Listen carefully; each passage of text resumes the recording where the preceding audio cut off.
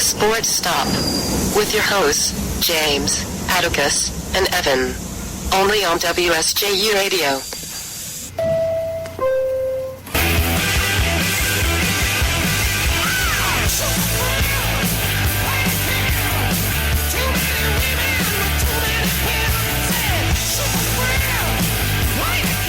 Hello, everybody. Hello, and welcome to the Sports Stop here on WSJU Radio, the voice of St. John's University. I'm WSJU's own James Mitchell. Alongside me are my partners, as always, Atticus and Drojeski. We got Evan McGuire and Andrew Calvano over there in the corner, coming at you live from the top of Marillac Hall, hoping that you're listening here at us downstairs from the Marillac cafeteria via the TuneIn app, which we discovered was working earlier. So that's good. And also on our website, www.wsjuradio.weebly.com, we got an excellent show planned out, so you can call in anytime at 718-990-3SJU. That's 718-990-3758. Of course, we got the final weekend of the NCAA tournament coming up. We're at the Final Four. MLB just started. We also have the NHL winding down, along with the NBA. We're going to have a special guest. Andrew, who's going to be our special guest today? We're going to have Ken Denico on the air today. Terrific. Ken Denico, of course, is the longtime Devil. He's actually Mr. Devil. Mr. Devil, yeah. Mr. Devil. He's an analyst for MSG Plus. Yep. He does all the Devils games. He's going to come in and talk about the Devils' chances in the Eastern Conference. Also, he's going to talk about the playoffs, the scenarios, and things such as that. So we're looking forward to having him on. Guys, how are we doing? Good. I mentioned this before we got on air, but there's a tractor that just loves to haul dirt right outside my window. Do you think that tractor's sexy? No. No? No. All right. Well, why not? Because it wakes me up really early in the morning. Yeah, that's All right. about it, yeah. How about you, Evan? How's it going? It's going pretty good. I don't think I have anything to complain about this morning. That's a first. Last night was a rough sports night for me, though. Oh yes, of course. Your beloved Yankees lost. Of course, Devils lost. Deshaun Jackson. Of course, another top story. Yeah. Moving from the Philadelphia Eagles, they dropped him due to gang-related incidents, things like that. Very questionable. And of course, the Redskins who went and picked him up, the division rival. So it's gonna be an interesting season in that NFC East as usual. But guys, let's get going on the NCAA tournament. We got 1 weekend left. I know my Iowa State-Louisville matchup is no longer. My Michigan State-Michigan matchup is no longer. Andrew, you had Michigan State winning. Michigan State-Louisville had. Oh, see, no longer. Atticus, who do you have? I have Florida winning it all. I had Louisville losing to them, so I lost that. But I have Florida winning. You still actually have a team in it. I'm pretty confident that you won out of us four. I'm pretty sure you won out of us four. Yeah, from that show, I'm pretty. Yeah, that probably happened. I mean, I think I came in a close second, right? No, I think my Iowa State. You were out of it in like the second day. You lost like Ohio State. You lost Duke. I don't remember who all you have. Or Ohio State and Iowa State. I had Iowa State, Ohio State, Arizona. Here, who's my Final Four? I had Arizona. I had Louisville. I had Iowa State, and I had UCLA. Yeah. All of them are gone.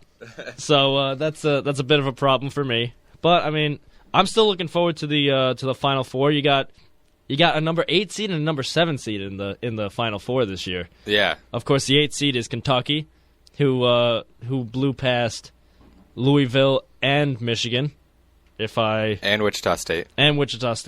So they're on a hot streak right now. They're on a real hot streak. And UConn beat Iowa State. UConn playing in their second home.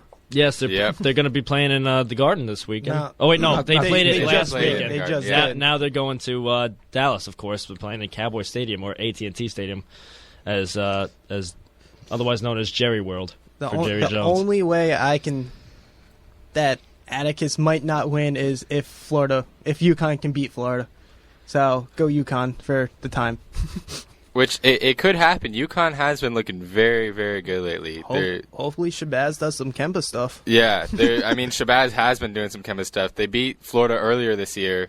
They did? on a Shabazz buzzer beater. Somebody took a nice. shot, and the ball kind of fumbled around for a little bit, and he pretty much just picked it up at the free throw line and threw it up there, and it went in at the buzzer. So Florida's lost 2 games this year, 1 to UConn, One to Wisconsin. and 1 to right? Wisconsin. Those are the 2 games that they've lost, and both of them Are in by the Final combined Four. 7 points.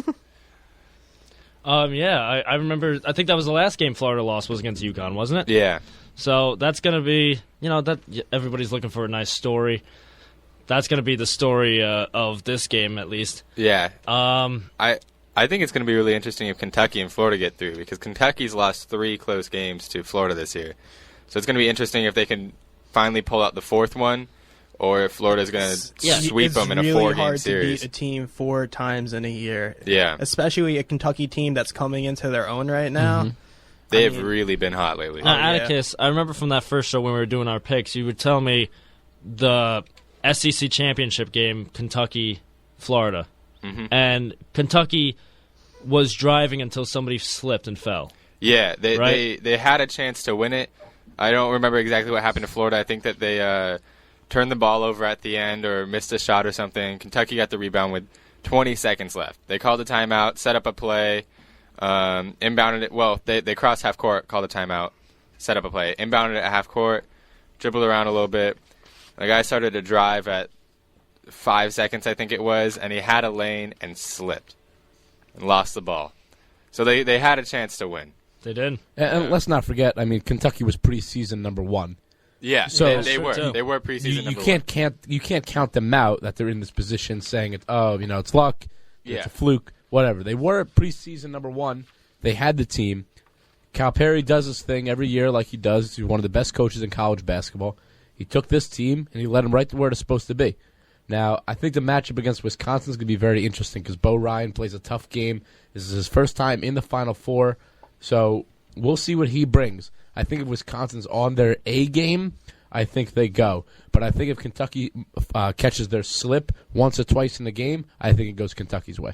Yeah, I mean that to beat Wisconsin, you gotta find a way to slow down Frank Kaminsky. I mean, Kaminsky was huge last game. He can Absolutely do huge. it all. I mean, Yeah. he steps like there's no way to really know what he's going to do because he's a 7-foot post player. Bless you. He's a 7-foot post player, and he can step out and hit the 3. Yeah. And so if you go under, if you do a screen, I mean, you have to try and respect the point guard because they play 3 point guards on the floor at the same time, and so you have to respect them and shooting wise. And then you got Kaminsky just for an open jump shot. Yeah. And back to Kentucky. Kentucky was definitely one of the most underseeded teams in the entire tournament. Like Andrew said, they started number 1 in the nation in both polls, but they also had the number 1 draft class. They had 5 incoming freshmen in the top 10. 5 in the top 10, and I haven't seen that in a long time.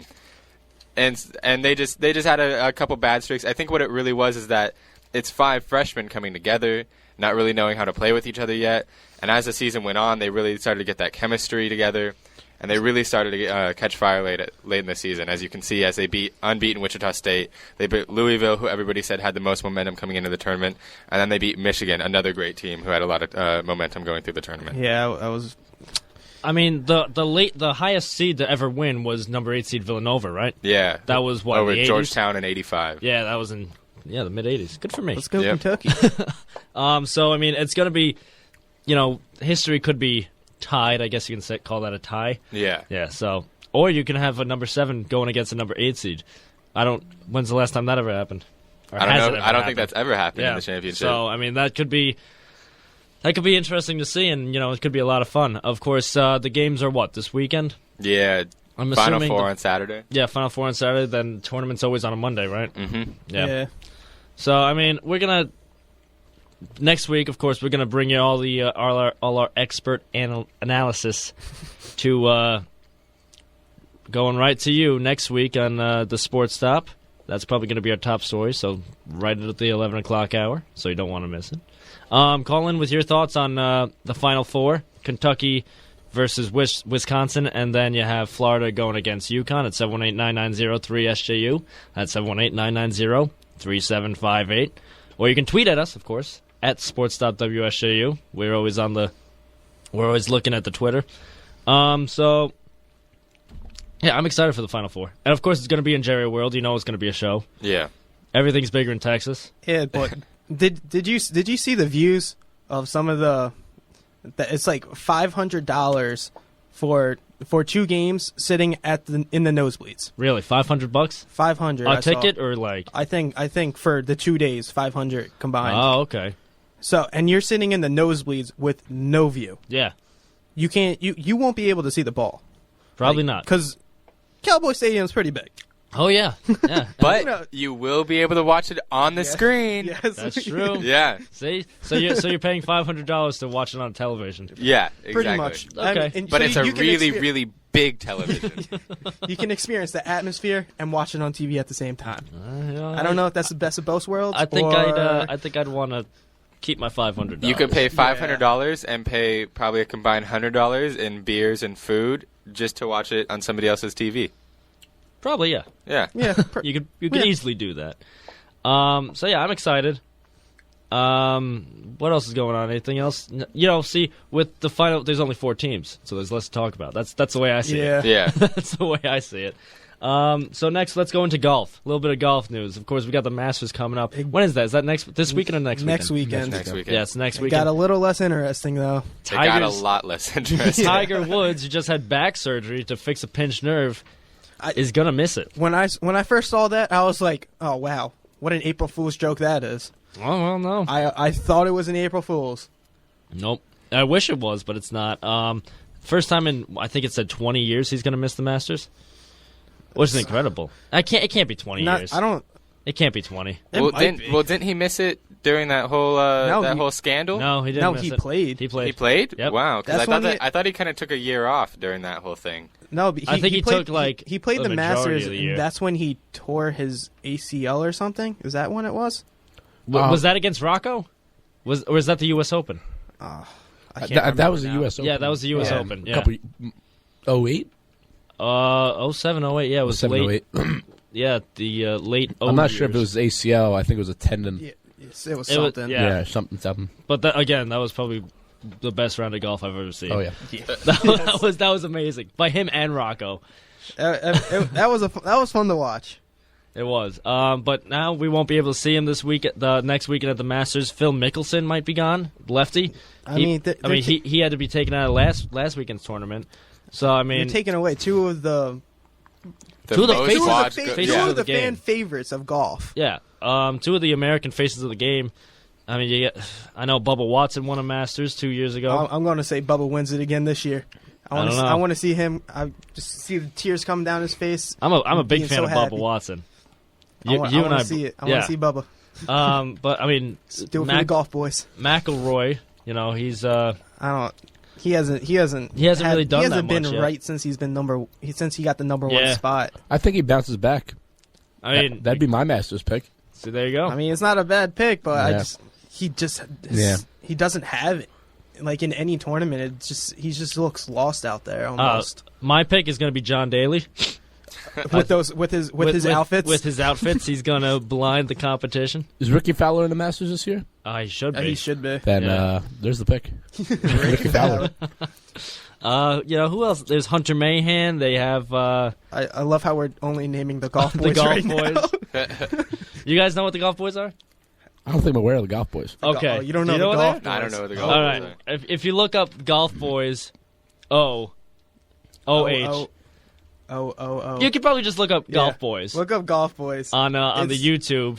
There's Yeah. There's a Oh. clip. Alright. They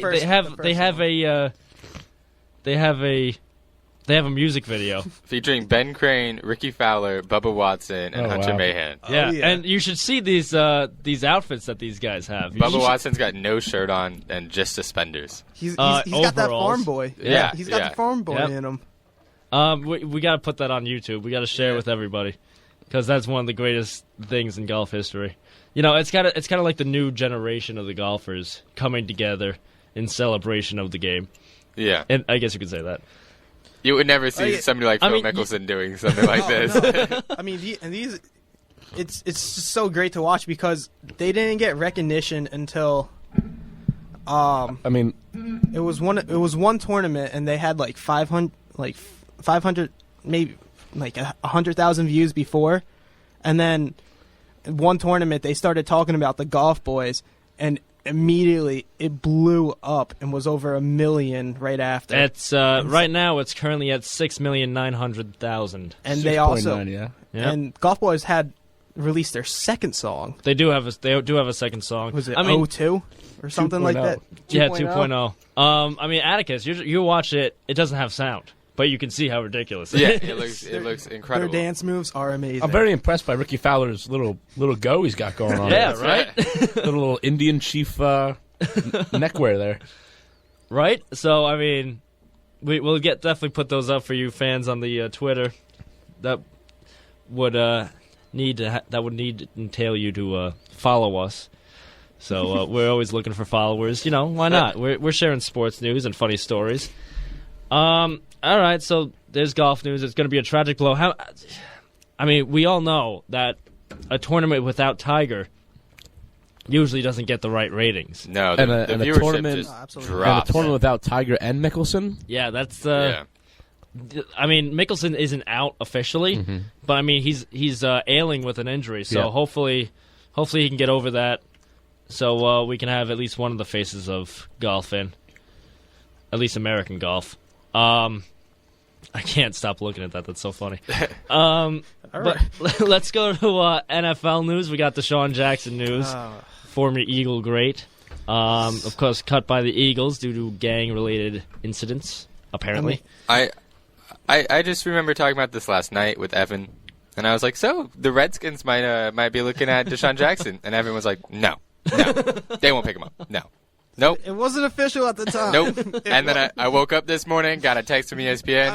Deshaun Jackson. I was being hopeful. I mean, honestly, for seeing his deal, the deal he signed, 3 years, $24 million. $16 million guaranteed. Yes. He wanted to stick it to the Eagles. He got a because pay cut. He took a pay cut in this deal. In the 2 years with the Eagles, and since when he signed his new contract, he made $18 million. $18 million. In the 2 years that he's going to play with the Redskins, he's only going to make $16 million in his first 2 years. So he's taking a pay cut there.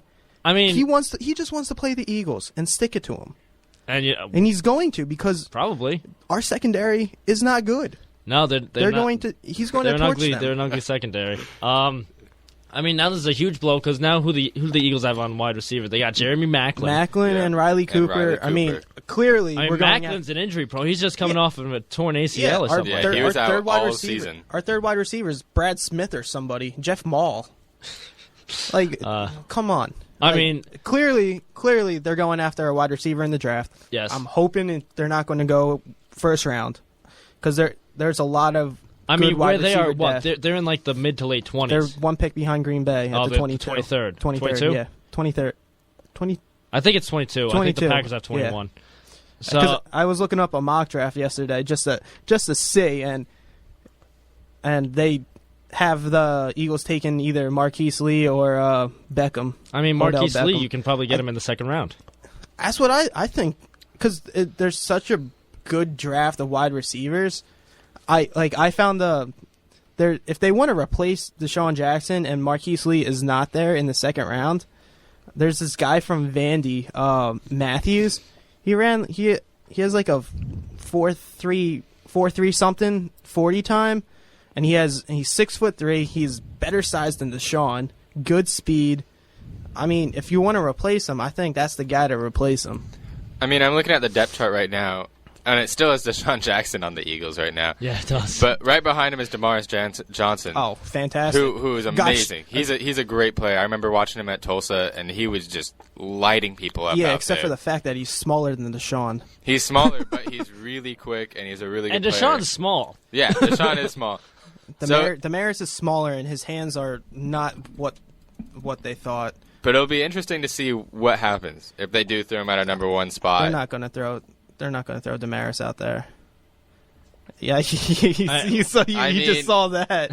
I mean, Wait, you saw his stats? no, I just remember him back in college. I mean, obviously, I haven't seen him play much in the NFL yet, but I remember in college Has he played much in the NFL yet? We benched him No. game in, game out because he drops the ball. I mean, punt returns, he's dropped too many, replaced them. Offense, he goes in and he just looks lost, it seems like. But maybe that'll come with experience. Maybe he needs to be in there more. How many years has he been in the NFL now? 2? And this is 3 gonna be years. his, 3 years. now is that This is going to be this his is gonna fourth. be his fourth? This is going to be his fourth. Yeah, I mean, He should have developed a little bit by now, but yeah, you would have liked to have seen that. Yeah. I need something out of it, but I mean, receivers as a whole, though, take a couple years to develop in the NFL. Sometimes. But most times. Pretty I- much every receiver takes at least a year. ESPN lists him develop. at a generous 5'8". 5'8"? Yeah. I'm taller than That's that guy. generous. That's generous. All right. He's not that big. This will be his 3rd season. He's only been in the league for 2 years. Okay. And in 2012, he had 19 receptions, 256 yards. And then last year, Last year, 2 2 for receptions. 14. So we'll see. Considering well, I mean, they're Andy Reid, all he wanted to do was throw the ball. It's true. Yeah. They're gonna need him to step up, definitely, especially if they don't get who they want in the draft. They'll get some. They'll get somebody. They'll get There's who a they lot. want There's a lot of because options out there. it's Chip Kelly's offense. I mean, that's what they rely on. It's true. I really want to see the Eagles go after a cornerback in the first round. So was he officially dropped due to gang relations? Is that the official drop reason? I mean, maybe they won't say that. They said they cut him because of the salary, but there was gang relations in there. See What I just don't understand about the majority of NFL players and NBA players is, I mean, I understand they come from rough neighborhoods, the majority. You know, there's nothing you could do about that. That's not an issue. It's just where you. It's grow just up. where you grow up. But when do you leave the street life behind?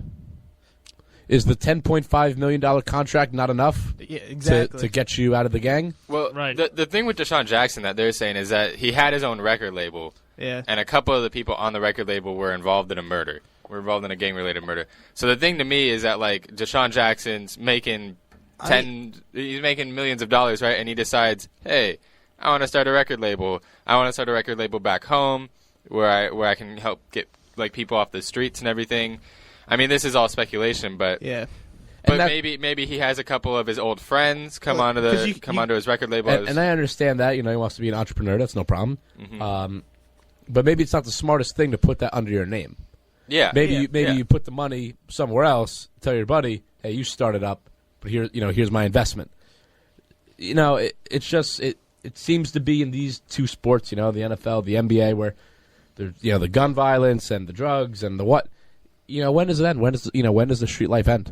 So, Yeah, I mean, and the hard thing is, like, you grew up with these guys back home. Mm-hmm. Some of them aren't that good, but you can't leave everyone behind. You know, that's just something that Deshaun said. When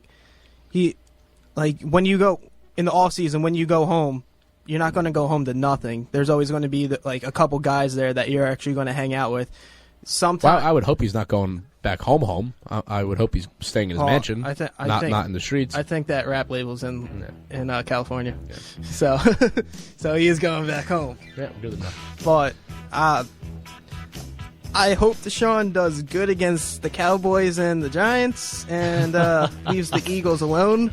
Please, Deshaun. I think he'll probably show up strictly for the Eagles game. Yeah. I I mean, think he'll get like 180 yards against the Eagles and then average like Only 180? I'll take it. I'll take it. Evan, you told me that he didn't meet with anybody else but the Nope. Redskins. It was a one and done for him. Yep, that's I he's out to get him. They had 49ers had interest. Oakland had some interest. The Browns had interest. The Browns would have overpaid for him. Probably. He only took an interview and meeting with the Redskins. So, sticking it to the Eagles. Thank you, Deshaun. I'm sure he's gonna say you're welcome in his own special way. Oh yeah, whenever that first game in Philly is, first play of the game, I guarantee you. He's going deep. He's going deep, and RG3 is just going to let it rip. Well, we'll And see. he's going to torch Bradley Fletcher or Nate Allen or whoever's back there. Only I don't time really will know. tell. All I know is that the Giants, Cowboys, and the Eagles are not happy. He's with the NFC East still, and the Redskins, Not at all. they just signed Ryan Clark as well. They're pretty happy today. I mean, one thing is for sure. They always win the battle of the offseason. It's true, they do. Hopefully, All right. Hopefully that doesn't translate again. All right, we're going to take a quick break, but when we return, we're going to be talking about NHL, and Ken Danico is going to be on the next segment. So you don't want to go away here on the Sports Stop here on WSJU Radio, the voice of St. John's University. Welcome back to the Sports Stop.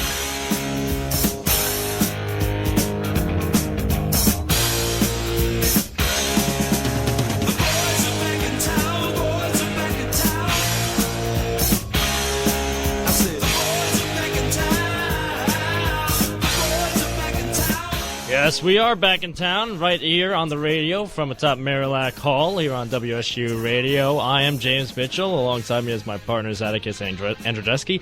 Andrzejewski, right? I'm saying it right? Yeah. I've been calling you Atticus George. Yeah. Now, and you were always leaving off the second half of my last name. Now because- you're leaving off the first half of my last name. Oh, Yeah. George isn't a middle bang it name? out all. No. Oh, my goodness. It's All right. hyphenated, yeah. Oh, okay. You're just making my job that much harder. All right, Atticus George Andrzejewski. Beautiful. Thank you. Yeah. Evan McGuire and Andrew Calvano are also here. You know, I like their names better than yours. Thanks. Not. You're welcome. I mean, it's nothing personal, even though that did sound very personal. It sounded very personal. Yeah. But I meant no ill will towards it. So, guys, we're gonna have Ken Danico, Mr. Devil, coming on this segment. So we're gonna be excited about that. But before we talk to him, let's just kind of talk about our own hockey news. More teams are clinching. You got the West, which is pretty much. Would you say the West is pretty much locked up or no? In a way, the West is all locked up. All the teams are there, but it's going to be a battle for the last spot there. It's between Phoenix. Minnesota leads it right now with 89 points, Dallas 85, and then Phoenix 85. So right there, one or two could slip, but we'll see. But other than Phoenix and down below, I don't think anybody can get there in time. All right, and of course the Eastern Conference, that's the wild one. You have the Flyers, fighting to get into there, and they're actually in a playoff spurt spot. You also have the Red Wings, who are fighting to keep their streak alive, and they're in the 7th spot, and you got the Blue Jackets hanging on the 8th spot. What do you guys think about that? Where's Toronto? We were talking about Toronto falling hard last week. Where are they now? Toronto is. Did they break their streak last night? Yeah, Toronto won last night. Yeah, they beat the Flames. Oh, right. I know, because I knew it was 3-1 at one time, and then I heard 3-2. I didn't know if they were able to hold on to it. Yeah, they're in 9th right now. They're 1 point behind the Blue Jackets right now. See, so they were in contention. They were what, 6th, 5th, and then they fell hard. Yeah, they're 2-8 in the last 10 games. So, I mean, it's not too pretty. No, and sitting right behind them is Washington with 81 points. Right course. behind them, the Washington. Devils with 80. Yeah. Like that is a close race right there. There's 4 teams within 3 points. So that's going to be pretty exciting to watch. Rangers, big news. Marty St. Louis scored a goal last night. Look at that. It's about time. It's about time. It only took them 14 games. Oh, my God. That was, I just don't understand that. But it's all right. That's what the Rangers do. That's what they do. That's what they do, and Montreal clinched the spot. Tampa Bay clinched the spot last night with Steven Stamkos and Ryan Callahan. Actually, I heard reports that the GM, Steve Yzerman, thank you, he wants Callahan. He wants to keep him. I mean, if they can get the right price, then why not? I mean, he's a solid player. Oh, he's a player to keep. Yeah, definitely. Without doubt. So, we'll see. But I mean, they're clinched the spot. Of course, I'm sure the Rangers will too. Like they're just games away from that. But still, it's going to be interesting. What if they meet each other in the playoffs? That'll be fun. I think as of now they are meeting the playoffs. Yeah. 3 versus 6. No, I think Philly's in 6 right now. Oh, all right. Well, yeah. Then Rangers would be playing the Canadiens. But it is within 3 points. Rangers true, have 90. so you never know what's Philly gonna has happen. 87, so they could trade spots. Hockey's one of the hardest things to predict. That's probably the hardest sport course. for me to predict. I mean, we'll talk about it later in the show, but just look at the Colorado Avalanche. Yeah. When you finish second to last place one season, you don't expect such a bounce-back season to now be the fourth best team in the league. Crazy what a new coach and a star player can do. Exactly. Also, I mean, like, look at the LA Kings. What was it, 2 years ago when they were the 8th seed and they went all the way through? And Jonathan Quick, won. So hot. I mean, no, you couldn't get anything past him. It seemed like. Yeah, and that's just incredible. I mean, an 8 seed just blowing through everybody like that. Well, that's the best thing about hockey. The sport's very unpredictable, Yeah. especially come playoff time. Anything can happen. It's not a sport where the ones and the twos both go to the finals, and that's the same thing every year where you can expect the same 4 teams to be in the last 4 games. That's not how it works in hockey. All 8 teams have a chance, and that's just the beauty of it. Playoffs just bring a different animal to every team, and I mean, whatever team gets hot and going into the playoffs, then everyone bumps up their play once it's actual playoff time, and everything is just so much more alive. Definitely. In other news, Florida, they're officially eliminated, along with Calgary. Those are the 2 new eliminated teams that we that are new to this week. Better luck next year. That's the same Islanders old are on the story. brink of elimination. We also have Islanders are pretty much. the Islanders are pretty much done. But other than that, the East is really close. I mean, Carolina. They're only 70. They're 77 points. I mean, I'm not predicting that they'd make it, but I mean, they still got a decent shot. It's a little too late for Carolina. I mean, they essentially have to win out, and then hopefully get a lot of help. They have to win out and hope Columbus and Detroit and everyone else loses out. Yeah, Detroit looking good for their playoff streak to continue. They are a scary team. I can tell you that much. I mean, they're doing it with like we said last week. They're doing it without Zetterberg and Datsuk and all their forwards. It's just, and that's the thing about Detroit. They have been injury plagued all year. Yeah. So hopefully, if they get the team back, I'm not sure when Zetterberg's going to come back, but I think they said toward the end of the first round, if I remember what I read correctly. But when you have that healthy Detroit team around the playoffs, that's something you don't want to come face to face with. Definitely, they could easily be a team, a late seed team, going all the way. But Boston, they're the best team in the league. They have 110 points. St. Louis, the other first place team, has battling 109. out for the President's Trophy there. Yep, a nice battle for the President's Trophy. But Boston's been on a tear. The last 10, they're 9-0-1, and they've won their last 3. So I mean, they're just keep rolling along. They're, this past month, I know they had that big 10-game winning streak or whatever. Mm-hmm. So, I don't know. They're looking really good going into the playoff season. Also, Pittsburgh, they didn't yet clinch the Metropolitan division. they got it last night. Did they get it last night? Yep, There Tampa you and go. Pittsburgh clinched last night. All right, there you go. Actually, Pittsburgh may have been clinched for a couple days now. I don't see how they couldn't have been. I know Yeah, they were makes clinched, sense. but what about the What about their division? Pittsburgh's the only clinched team. Yeah, I mean they're Pittsburgh clinched the spot, not Right. the division. That's what I'm Oh, talking I'm sorry, about. I misheard you. No, That's that's my all right. So yeah, we got that. Of course, you guys mentioned the Colorado Avalanche. They're almost worst to first. Well, not first, but one of the best teams in the league. It's incredible. Of course, behind new head coach Patrick Waugh. We're going to be talking about that with Yes, sir. Dano, right? Yep. So, I mean, the Blackhawks are doing pretty well right now, so it's going to be exciting. In the entire month of March, the Bruins only lost 2 games, and one of them was in a shootout. So they were 16-1 and 1, and that one loss happened on March 1st. Since that one loss on March 1st, they had a 16 game unbeaten streak. There we go. And it just goes to show you, right after that Olympic break, sometimes those players they need that 2-week break that don't go to the Olympics. If you look at Adam Henrique with the Devils, he came out of the Olympic break, went on an 8-game point streak, scored in 6 games straight. So players need that 2 week of rest, and for Boston, they just rolled right through.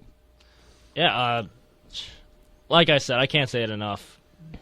Playoff hockey is one of the best times of the year.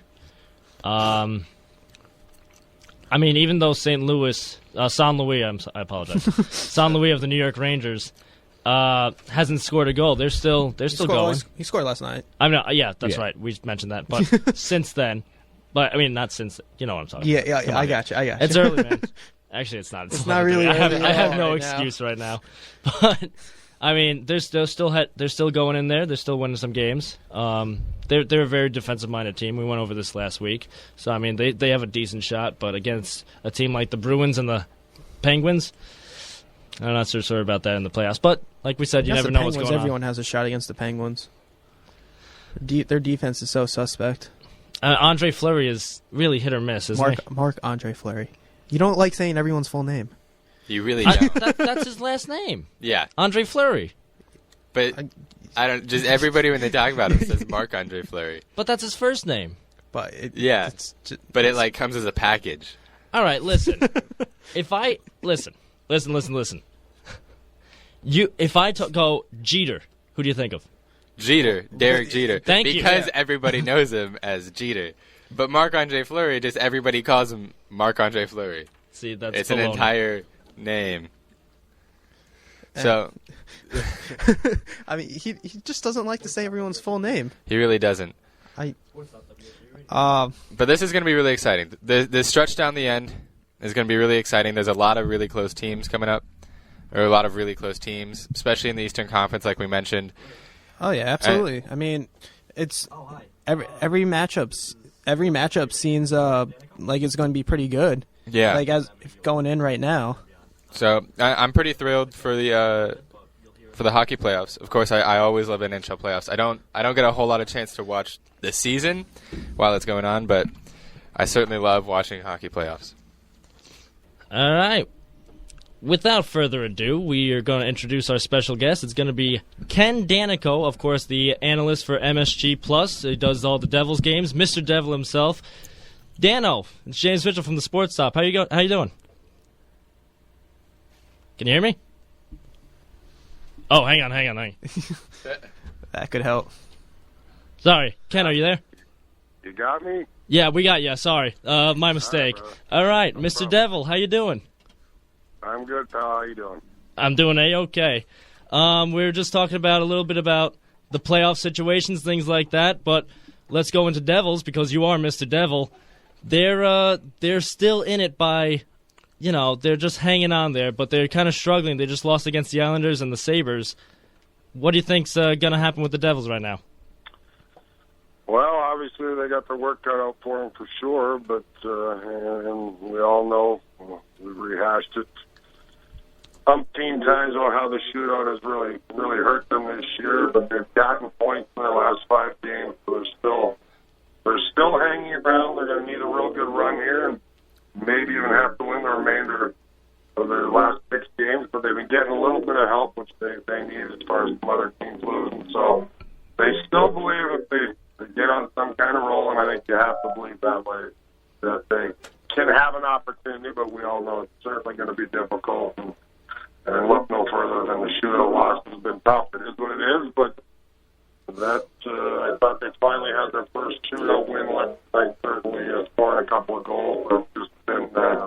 They've been pretty snaked, certainly in the shootout, that's for sure. Mr. Danico, Andrew Calvano here. What do you think about the shootout overall this year? An 0-11 shootout record. Does this truly show the absence of Kovalchuk and Parise compared to 2 years ago when both those players were just guaranteed to score? Yeah, there's no denying you miss 2 key guys that are as skilled as Kovalchuk and Parise. It's going to hurt. Not an excuse, but it is a fact that these guys kind of set the table for the Devils in the shootout when they were one of the better teams a few years ago. He just mentioned as far as shootout record, and I think a couple of years ago, in fact, they were 19 for 30 between the two of them that season, and it was the 2011-12 season, so that's kind of proof in the pudding there, yes. And it took a lot of pressure off other guys. They were slotted a little bit differently and didn't have quite the pressure to score every single time. I think that mounted up against some of these guys, but and a lot of games go to the shootout and also puts pressure on the goaltenders. Goaltenders haven't made as many saves, although last night I thought Schneider did enough for the Devils to win.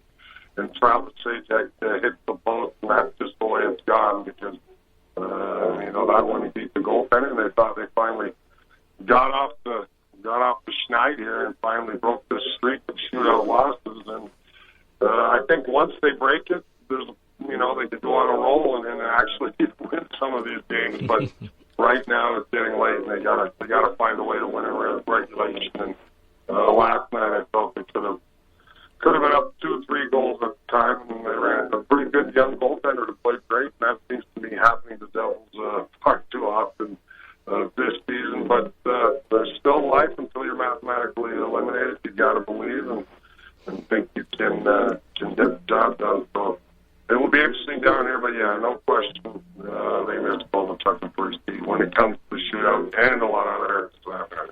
Definitely. Hey Ken, it's Evan McGuire here. Who has impressed you the most this season in the NHL as a individual player and a team? Well, there's been a lot of great individual performances. I mean,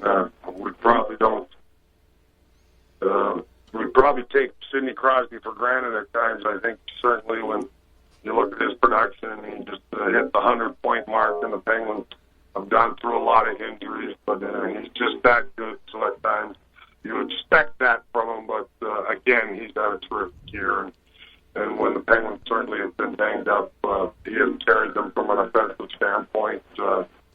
I really like the way Phil Kessel has played. I know Leafs struggled, but he's really started to become a dominant player in this league and a pure sniper, and is so dangerous with his speed. And I've been impressed with him for the most part. Man, you look around the league, there's so many guys. Jeff Perry and Anaheim have really carried their team, and but the team has been probably the most impressive as far as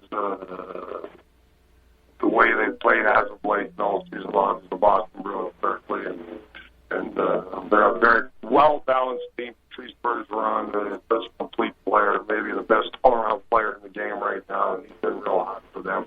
But they rely on everybody. So the Boston Bruins are going to be, for me, are going to be a very tough team to beat. But the playoffs, we know anything can happen. We know there's upsets, but they look like by far and away the best team in the East for sure. And out West, you got to look at 4 or 5 teams. There's so many dominant teams out West that that's what's going to make the playoffs so great. We're going to have some super interesting first-round matchups in the West, and some good teams are going to be out right out of the gate. But you look at the Ducks and San Jose, and never count the Blackhawks out. I know they're banged up right now with the defending champs, so could be dangerous. And there's a dark horse team. I mean, if you consider a dark horse now for this LA Kings, I don't know how much of a dark horse they are because they've won the Stanley Cup and they know how to get it done. But compared to some of the seasons the other teams have had, but I just think the addition of Gabrick and the way they're so stout defensively when the games get tighter come playoffs,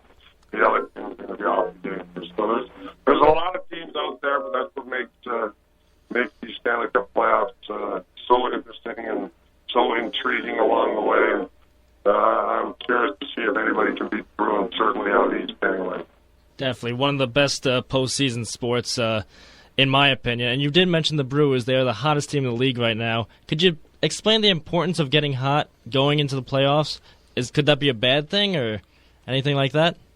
Well, if you're a veteran team like the Bruins and have been there before, and again, another team that won a Stanley Cup recently, there's such a great veteran leadership. So, I mean, yeah, you'd like to be playing well and feel good about your team going to the playoffs, but I don't put everything into that. I mean, I've seen many times where teams that even go into the playoffs, maybe not playing their best, are able to turn the switch on. That's usually teams that have won before, teams that have been successful in the playoffs. They're able to turn that switch on and get their game going come playoff time. But the Bruins right now, yeah, they're hot, and it is what it is. You play every night to win. But I think they're a team that, regardless if they're hot or lose a couple of games at the end, they know how to prepare come playoff time. And like I said, I think right now, looking at it, the Bruins look like they're going to be a tough out just because of the fact that they are so deep. They have 4 great goals. There's no real in their lineup.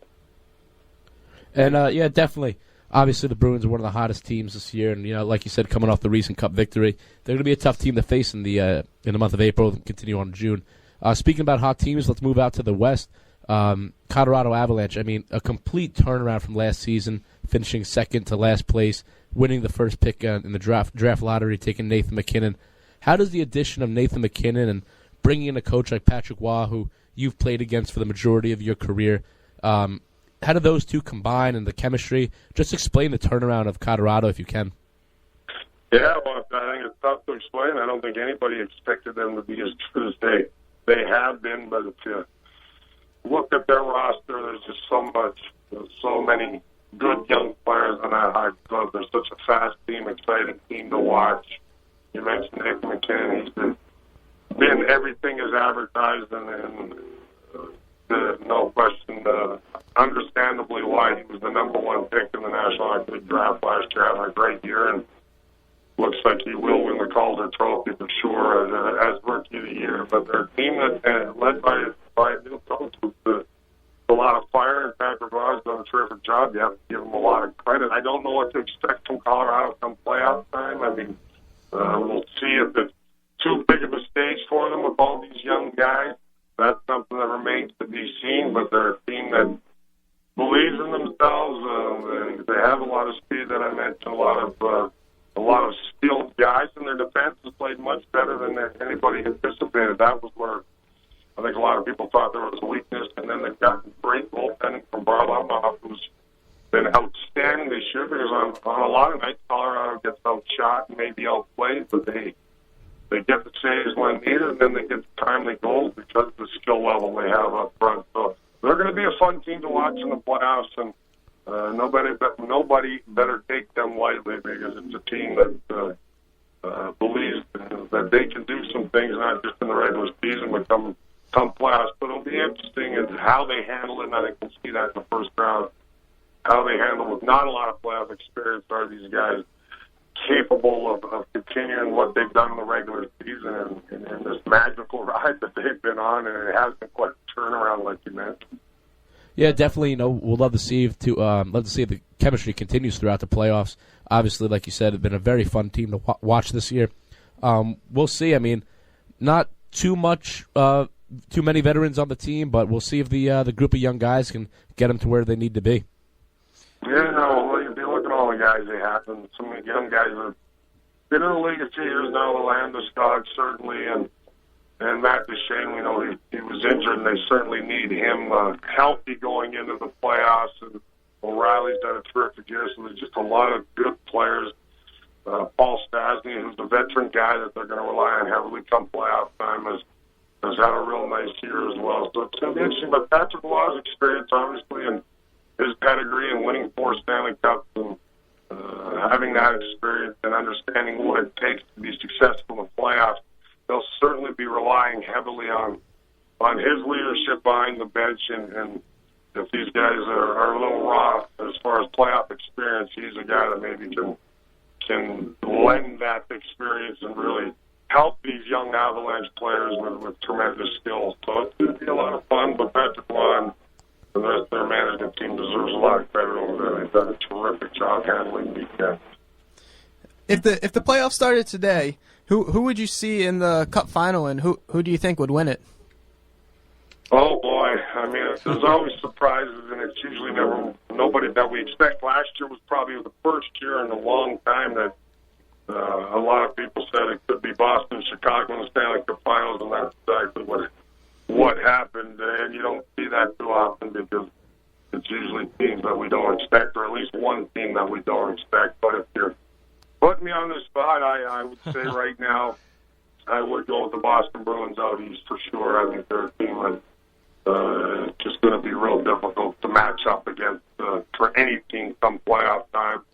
And out west, wide open. I look at 4 or 5 teams that certainly could come out of the West and get to the Stanley Cup Finals and possibly win one. And I'm going to go out on a limb and say the San Jose Sharks. I think the Sharks finally maybe are ready to get over that hump. They've been a team that everybody's expected to get to a final, or at least to get out of Eastern Conference and possibly win, or the Western Conference and possibly win a cup for the last 4 or 5 years, and they've disappointed a little bit.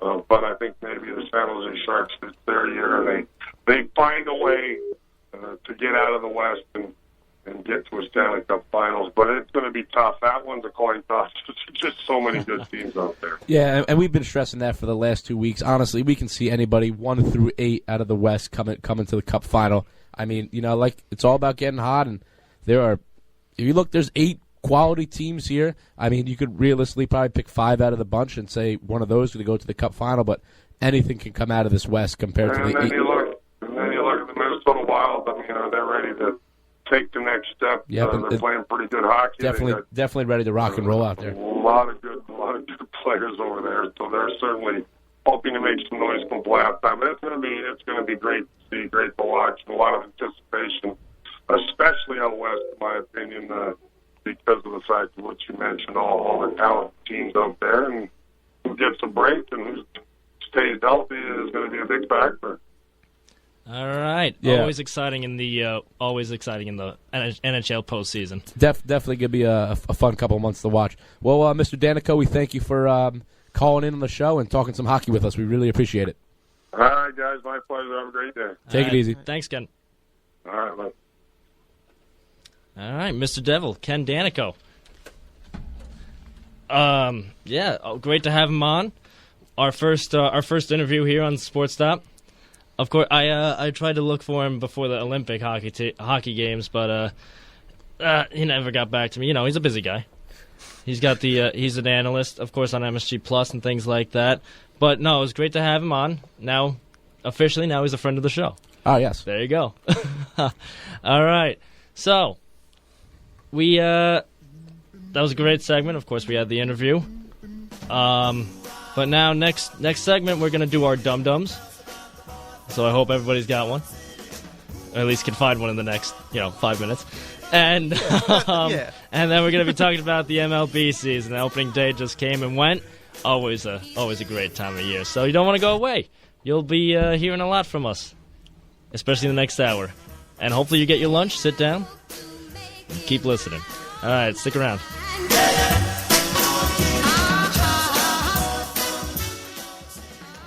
Hello, everybody. Welcome back. Over the commercial break, we had a caller come in. He called last week. It is Dan from Pittsburgh, and he's apparently he wants to kind of set the record straight about Marc-Andre Fleury's name. So, Dan, you there? Yes, sir. All right. Hey, Dan, how you doing? Not too bad. Just getting ready for a lacrosse game today. About to hop on the bus. We got to call in. All right. Well, thanks a lot. Now, Marc-Andre Fleury, is it acceptable to say him by his last name? His last name is Fleury. His last name is Fleury. It's not. Fleury. It's not a hyphenated last name. No, it's a hyphenated first. I don't think it's hyphenated first name, but it's just a double first name. Oh, his first name is Marc-Andre. Marc-Andre. I mean, if you look at the back of his jersey, you don't see Andre Fleury there. Oh, see, I'm new at this. I'm new at this whole hockey thing. I just started a fancy hockey league back in November, so I'm kind of new at this. I just started following, so cover some slack. I got it though. All right.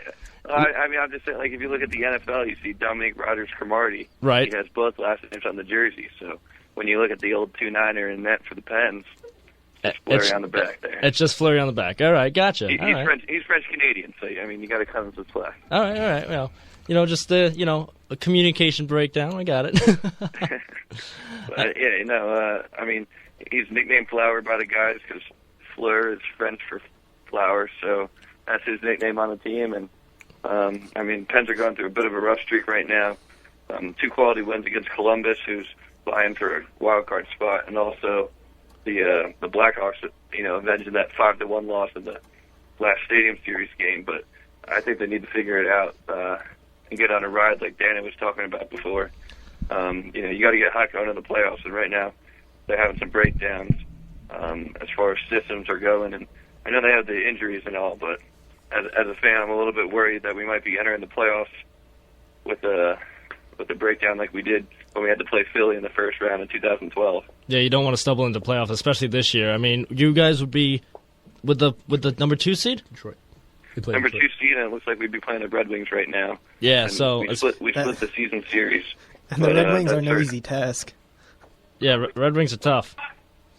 Red Wings are tough, a storied franchise, and just going back to the recent history, ever since 08 and 09, those Cup series, it's been quite the rivalry between those two cities. And one of my best friends here is actually a Red Wings fan, so I'd certainly have some fun with it. But Oh, yeah. I need the Pens to pick it up.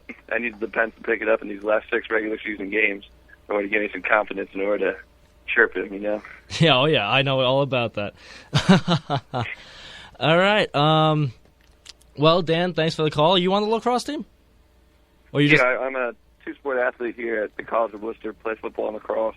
Oh, okay. And,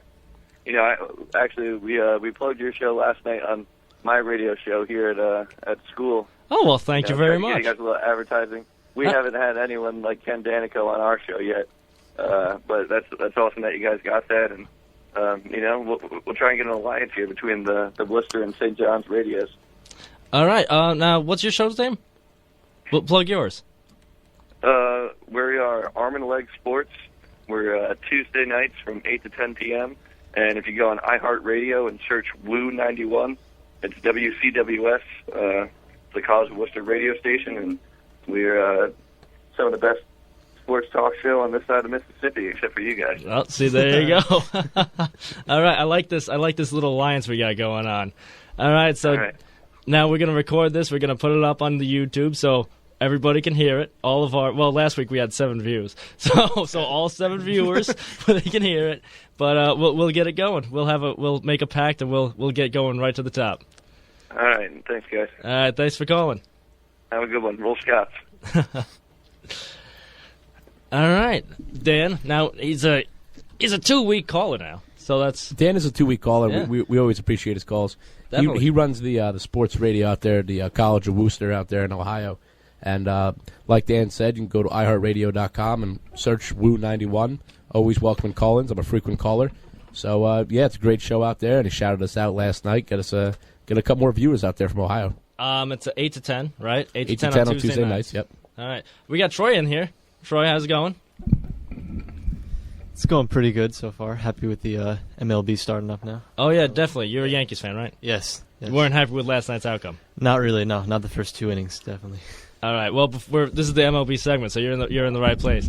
But before we get to that, we're gonna do our the segment that we haven't done in quite some time because we've been so busy. But we're gonna do one of our favorite segments,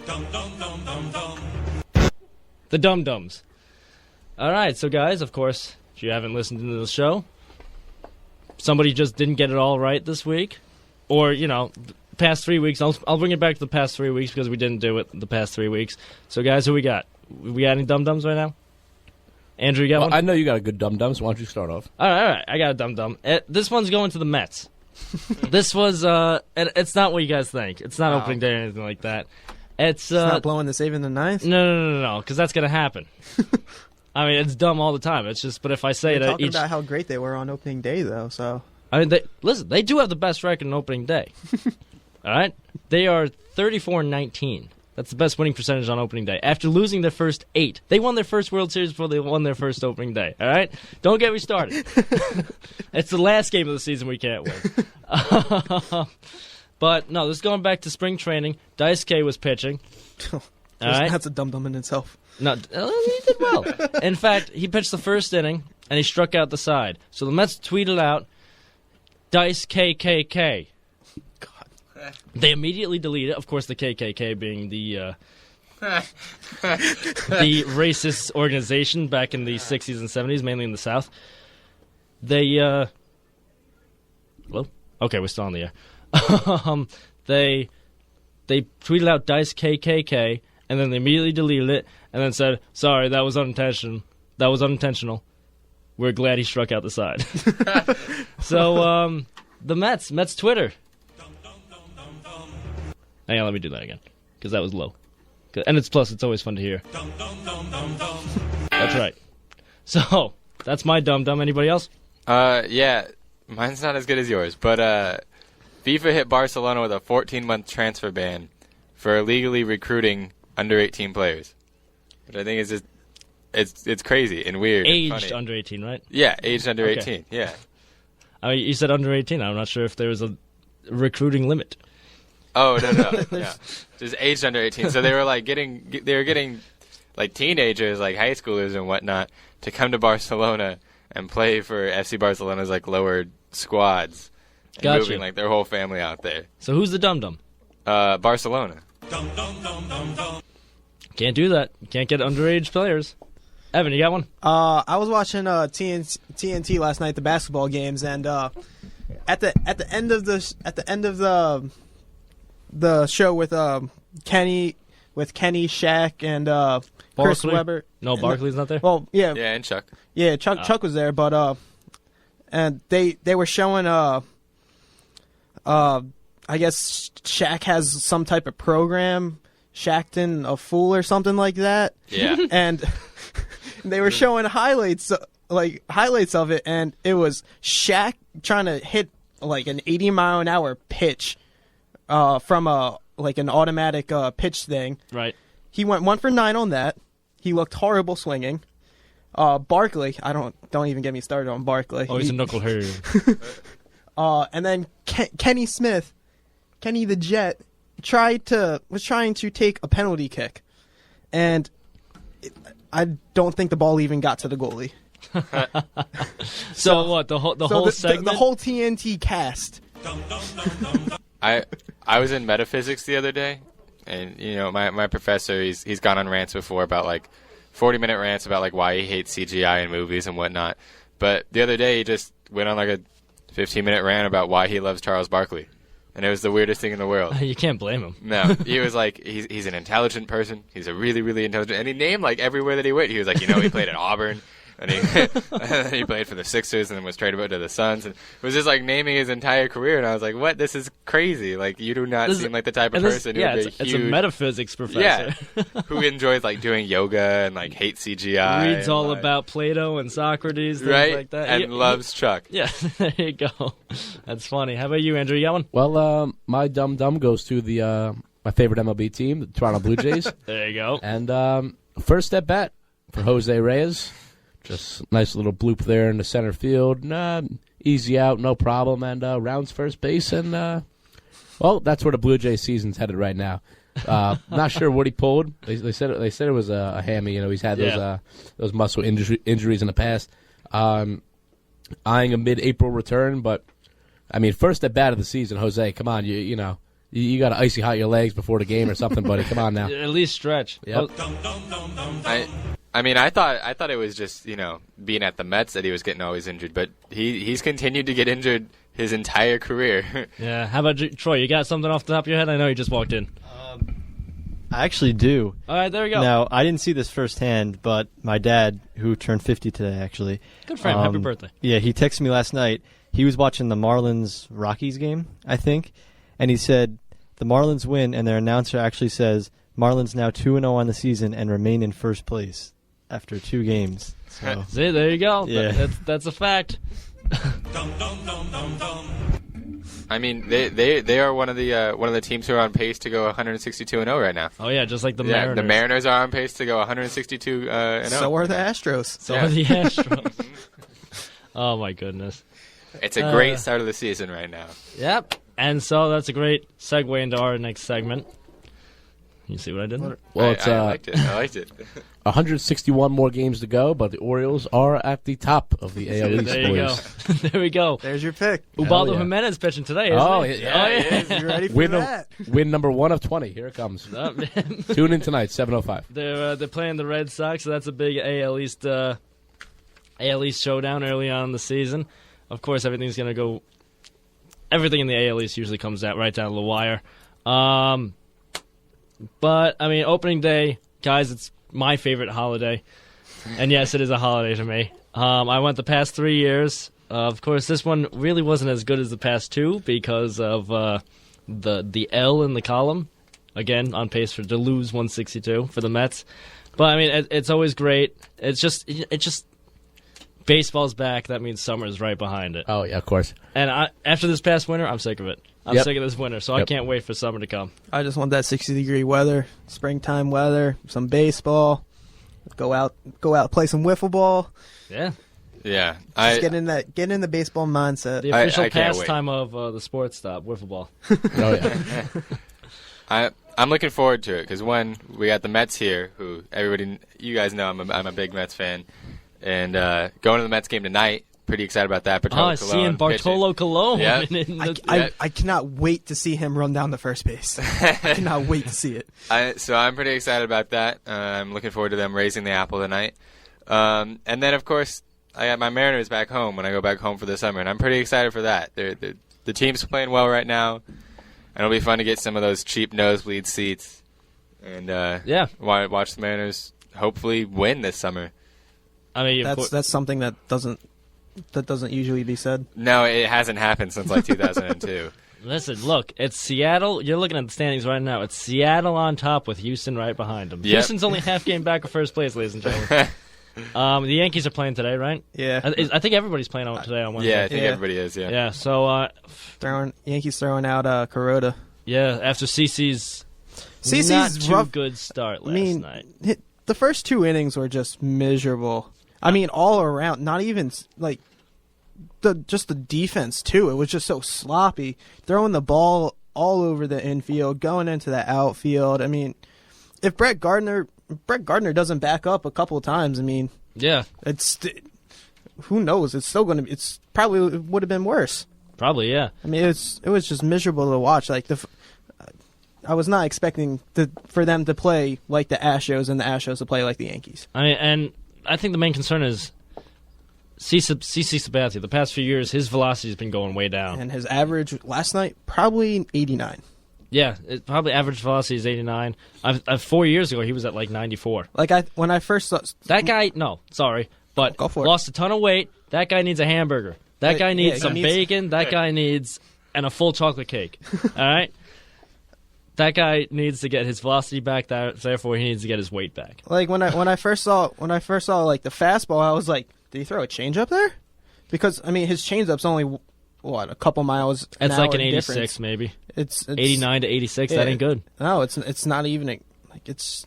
He needs to figure something out. I mean, I know it's wear and tear over the years, but he needs to find a way to locate the ball better, just be the precision pitcher that he needs to be at this point in his career to be effective. He's of course he's passed. Ever since he came up in the league, he's been known as the workhorse. Oh, yeah. The guy's a lock for over 210 innings. Yeah, 210 plus every year. He's one of the few pitchers who actually has a chance at hitting 300 wins today. I mean, that's going to be very, very rare if never happen again because of the 5-man rotation. Exactly, and the amount of pitch counts, things like that, people protecting the guy's arms. It's crazy. By the end of the season, our number 1 pitcher could be our number 4 or 5. Yeah, it's true. Where's Masahiro Tanaka at right now? Tanaka's the number 4. Number 4? Yep. Yeah, it goes CC, Kuroda, Nova, Tanaka, and then Pineda. Yep. I do enjoy Pineda. All ending in an A. Yeah, it's the A squad out there. Yep. So there you go. A lot of guys on the DL. You mentioned Jose Reyes, Andrew. Of course, does that come as a surprise? No. Does it come as a surprise on the first at bat? Yes. Yes, that does. I mean, come on, give him like a week or two. You got Clayton Kershaw is out for another 2 to 3 weeks. Saw that. Yeah. Any news on Darvish? Darvish says that he could. I checked this like 2 days ago. He said he could pitch on Sunday. Okay. Yeah, that would be good for Texas, considering Shepard's didn't really pan out well. Atticus just looked it up. Darvish just threw an 86-pitch bullpen, so he's right on track. So he won't miss that much time, but still he's on the DL. Who else is on the DL? A lot of guys. Matt Latos is on the DL? Yeah, Latos. Yeah, he had off-season knee surgery. Aroldis Chapman is still on the DL. Aroldis Chapman. He's out for a while. Yeah, he had that surgery above his eye. They said 2 to 3 months, which is actually a lot quicker than I thought it would be. I mean, that's for him to, I think, play in the game. I think it's only like a month before he starts pitching again. Yeah, I think it's actually like 3 weeks until he starts like running and pitching and whatnot. It's pretty crazy. And then he has to get his arm back and everything like that. Yeah, but that's insane to take a line drive to the face, scary. break some bones in your face, and have to get surgery and come back in like 2 months? Yeah. I mean, it's scary. I think like 2 days after he was visiting the team in camp. Yeah. So, Yeah. I mean, yeah, he's a trooper. A lot of teams are in first place that probably won't be in first place by the end of the year. Except for the Mariners. Except for Orioles. Yeah, the Mariners and the okay, Orioles okay. will, of course, stay there. I mean, Probably the Nationals too. How about? I mean, I'm going to say that Houston is going to, in the next 2 games, Houston will be in first place over Seattle. I'm very glad that you're confident in your Yankees, Evan. I am. I mean, Tanaka's not pitching into the 4th game, so That's true. The third pitcher's Nova, you said? yeah. Yeah, you actually have tickets to the home opener here in the Bronx, Yeah, right? on Tuesday we're me and my buddy Junior are gonna go. I don't know who else is coming, but hopefully it's a nice trip back home for the Yankees. And Nova, well, who are they playing? Yeah, they're playing the Orioles. Oh, see, there you go. First place battle, Are they right? playing I think they're playing the Orioles. So I mean, hopefully it's Ubaldo versus Nova. That'd be great. Let's see what else is going on here. How are fantasy baseball teams doing? Bad. Oh, mine is doing fantastic. Mine's actually. doing pretty good right now. Yeah. Mine's not. Well, I had my draft was Sunday night. I had second overall pick. First pick was Mike Trout. Who'd I go with? Miguel Cabrera. No, No. of course not. Ubaldo. No, you bought. What, Goldschmidt? No. All right. Chris Davis. Oh, Oh yeah. What Oh a yeah. waste of a second Oh, yeah. overall That's pick. second right. overall pick. Chris You picked Davis, Chris baby. Davis Oh, my over goodness. Miggy. This better not be a money league. Coming back on the back end, Wait, is Manny Machado. oh my god, This better not be a money league. is this a money league? This is the money league. Yeah. No way. Did you just pick oh all my Orioles? God, you're Coming killing back, me. Ubaldo, and then I picked my team. And then I picked my So team. you started with 3 Orioles. You Oh, started. yeah. You started with Chris Davis. You know, who's a first round pick, not Miggy pick. You get Manny Machado, who's on the DL right now. No, he's coming back. Don't worry. He's out for a little while though. He's out. He's probably out until like the beginning of May. Yeah, he's at good. least. He's good. And then you get Ubaldo Jimenez, who's not getting drafted. I don't know about that. He's not getting. He's not drafted. getting drafted. And then, well, who's your first? Well, let me. Yeah, what do you have? I have 6 teams. All of them. No surprise. All of them do not have. I think my highest batting average is like 195. Oh, is that our Really? league? No. I mean, yes, really. No, that's not our league. Our league is like 120, whatever the heck it is. I'm Well, I killing got, you on that. Ubaldo in my league is still a free agent. And is only owned by 46.6%. So why don't you go ahead and pick him up? Why aren't you picking him up right now? He is playing tonight. I'm doing it. You gonna pick him up? Yeah. I'm picking him up, yeah. Who you He's gonna gonna have a drop? 9-inning shutout tonight. Who you gonna drop? Who Jim you- Johnson? Yeah, good pick. Yeah. You need a reliever. Is he? I your don't only need a reliever because it's points, and points don't do anything. Very good, Atticus. Bold move. Like, I Bold don't move. need Okay. like there's no categories where All I right. need saves, you know? Okay. Well, I got Rosario behind the plate, Colorado. Yeah, I have him in a lot. I got Chris Davis, Okay. Ben Zobrist, All right. Jed Lowry, Okay. Hunter Pence, Alex Rios, Jacoby Ellsbury. Okay. That's a pretty solid Whoa, outfit. whoa, wait. Jacoby Ellsbury? He dropped that far? No, you know what? I think I did take him with the second pick, and then I took Okay. Manny Machado. All right. I mean that you could have easily gotten Machado with And then probably on the fifth pick, on the but- bench on the bench for now, because I haven't set my team for today, I got Dominic Brown, Nick Markakis, Manny Machado, EY from the Mets, Jose Abreu, who's apparently supposed to turn it up this year, Oh yeah. and Howie Kendrick. Then Matt Scherzer, Greinke, Latos, Dickey, Nova. Sure, that's James' boy right there. I love Scherzer. Max Scherzer. I love Max Scherzer too. I love him. I always picked him. And then I got Ubaldo. And then I stole him this year. Ubaldo. And I stole him this year from you. No, that's fine. He won his Cy Young. Now he's not going to do as well. Should I Hey, drop? he's pitching tonight, so I know. I just don't know who to drop right now. I can either drop Daniel Murphy or Jim Johnson. Michael Bourne. Drop Or Michael Bourne. Michael Bourne's on the Michael DL. Bourne. He's doing But nothing for you right now. He's no one's fast. No Is one's Jose A lot of Abreu points this for good? steals. Jose Jose Abreu, Abreu, he's a Cuban defect. He's supposed to be having a good year. Yeah, he's supposed to be like Home run wise. Probably Does like he deserve two- a start today? 260, if you have an open spot, start him. 25, 30 home runs. So where would I put him here? I'm not taking out Chris Davis. I could put him in the Udo. If Ubaldo blows up today, it's definitely going on your shoulders. just throwing that out there. He's Throwing a playing- complete game shutout. He's playing the Red Sox.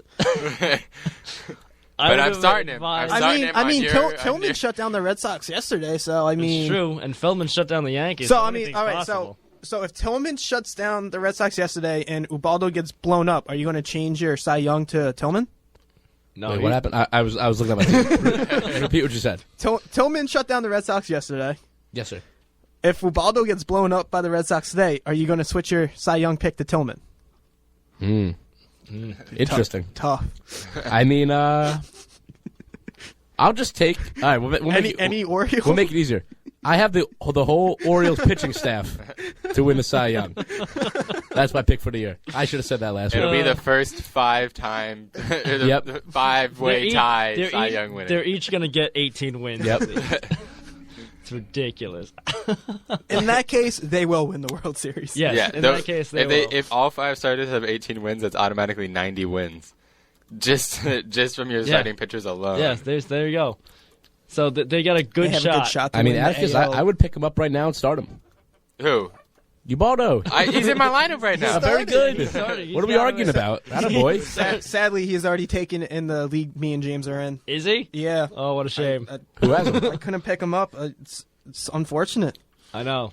I'm crying right now because Can't believe you guys missed out on Ubaldo. I can't believe it either. I don't know what I was thinking. I was thinking I was going to go for the win instead. Although I did fool around in my draft, I'm pretty happy with my team. I mean, good. That's what you're supposed to be. But when you got Ubaldo Jimenez, you got to be happy with your team. Of course. I mean, it came down to I was staring at the picks. I could have took Jose Reyes, and something inside know what? me just Did told you me. I take said, any Toronto pitchers? I did not. I took Dickey. Dickey. Okay. Who I didn't took really Jed do Lowry over Jose Reyes. So that's a good pick right now. It's looking real good. I thought it out. Yes. Figured he would get hurt in maybe a week. Oh yeah, But I didn't expect the first at bat. Oh my god, I just love ridiculous fantasy baseball stuff.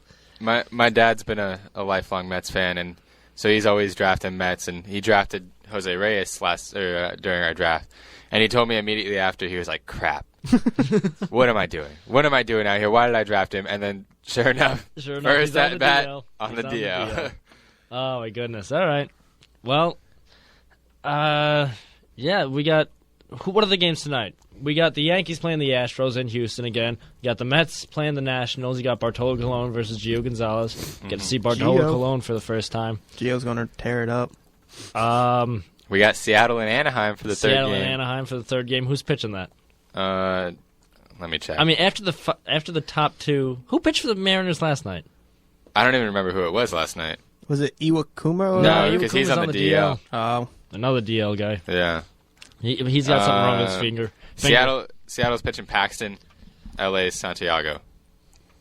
I know. should be Angels a threw real out barn CJ burner. Wilson last Yeah. night. That's all I know. So Yeah. James Paxton for the Mariners and Hector Santiago for the Angels. Hector Santiago. They get him That's from. a real pitching duel. Did he get the White Sox? White Sox? Or Wasn't he on the White Sox last year? was that the White Sox or was that the Diamondbacks? They got Skaggs from the Diamondbacks. Oh, he could have been in that deal. Yeah, look it up. Look it up. Where we got? Where was he last year? We got 1 second. All right. Well, 1 second. Chris Tillman's a free agent of mine. From the White so Sox. Go ahead and pick Oh, him he was up. with the White Sox? Yeah. Aha. And they got Skaggs probably going the fourth game for the Angels from the D-backs in that Trumbo trade. All right. Oh, let's go with the dum dum. Sorry, I accidentally clicked enter. That was my bad. Are we saying that Hector Santiago is a dum dum? No. I have the utmost respect for Santiago. Honestly, I do. So, we're going to take a break. It's 12:25. Hopefully you're enjoying your lunch and enjoying listening to us. We just talked a little bit about the MLB. Call in with your thoughts about opening day. How'd you spend it? At 718-990-3SJU. That's 718-990-3758. Next up, we're probably going to be talking about the NBA. That's winding down as well.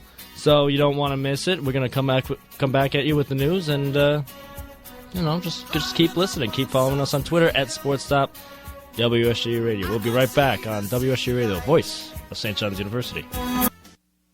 Welcome back to the Sports Stop.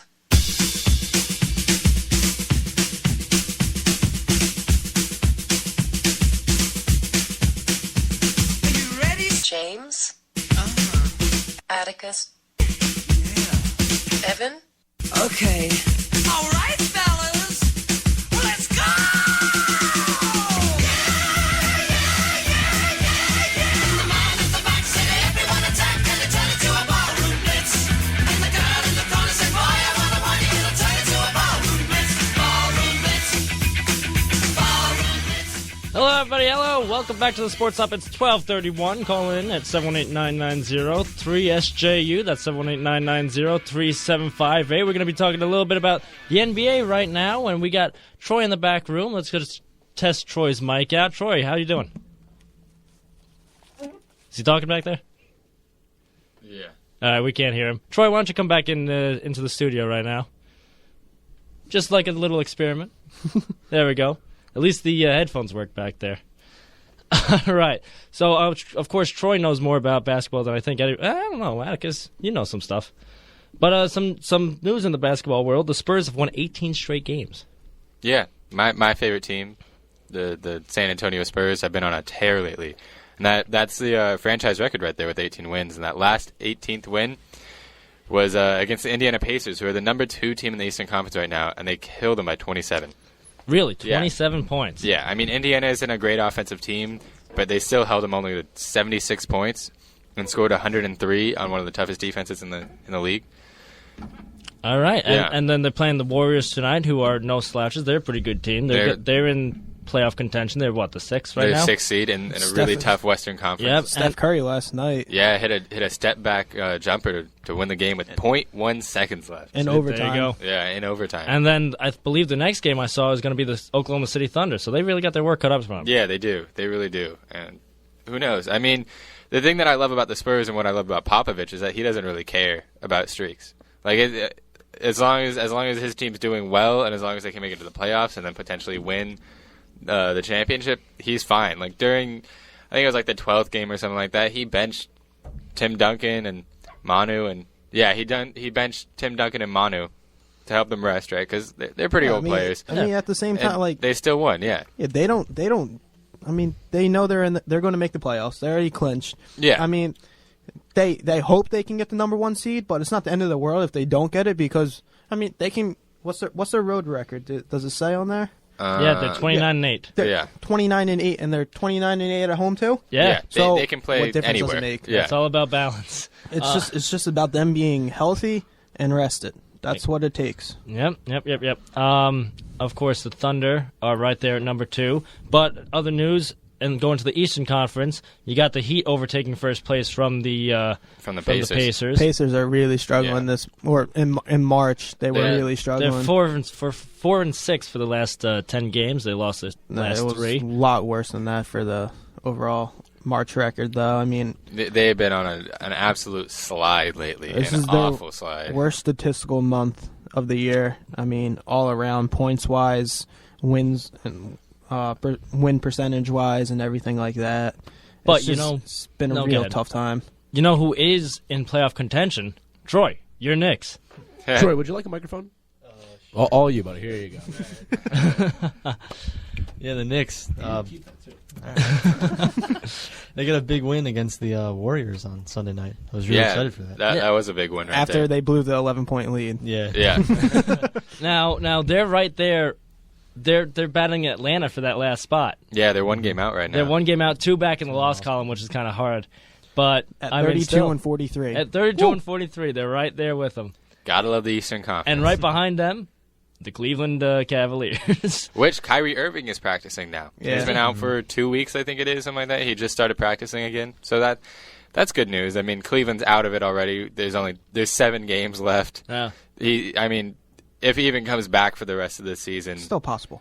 Anything's possible in the East. Anything is possible in the East. Except for beating the Heat and the Pacers, and I will go on record in saying that they will meet each other in the conference finals. Hey, what about the Nets? I will. What about I'm saying Chicago? that right now? Chicago okay, has been tearing it up lately. Even Toronto's in third too. The Nets were 9-3 against teams above 500, including Miami. They're 3-0 against Miami this year. Yeah. It's Really? incredible. So- Yeah, yes, they are. They I play saw up to that. Miami. You might yeah. want to not jump the gun yet. And I'll Indiana say it. has been playing awful lately. I mean, they're Yeah. gonna I'll start say it. out I'm with not scared. how it's set up right now.